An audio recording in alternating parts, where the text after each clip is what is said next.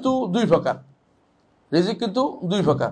একটা হচ্ছে যে জিনিস দুনিয়াতে কাজের আগে সবই রিজিক, ঈমান, তার ইলম, তারপরে আপনার জন্য সন্তান সন্ততি দেয়, এগুলো সবই কিন্তু রিজিক।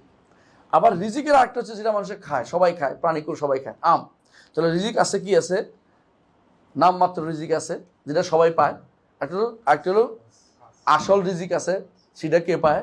ইমানদাররা পায়, ইমানদাররা পায়। তাহলে সব এমন একটা দিক থেকে রিজিক আল্লাহ সবাইকে দেয়, সব মানুষকে রিজিক দেয়। আরেকটা দিচ্ছি রিজিক, বিশেষ রিজিক কাকে দেয়? ইমানদারদেরকে দেয়। এটা কিরকম আমরা আগে বলছিলাম, একটা হলো মুতলাকুল ঈমান, একটা হলো ঈমানুল মুতলাক। পার্থক্য মনে আছে? কেমন রাখছেন? মুতলাকুল ঈমান হচ্ছে নামমাত্র ঈমান, আর ঈমানুল মুতলাক মানে পরিপূর্ণ ঈমান। নামমাত্র ঈমান পরিপূর্ণ এক কথা নয়। আল্লাহ তাআলা রিজিক সবাইকে দেন, তো রিজিক যেটা কাফের অন্যদেরকে দেন, কাফের ফাসিকদের যাদেরকে দেন, ওদেরকে দেন কোনটা?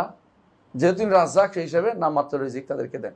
আর ঈমানদারদের জন্য দুনিয়া তো সুন্দর রিজিক, হ্যাঁ, আখিরাত তাদের জন্য সর্বোত্তম রিজিক, তাদের ব্যবস্থাপনা আল্লাহ তাআলা করবেন। সে সর্বদিক থেকে তিনি কি? রাজ্জাক।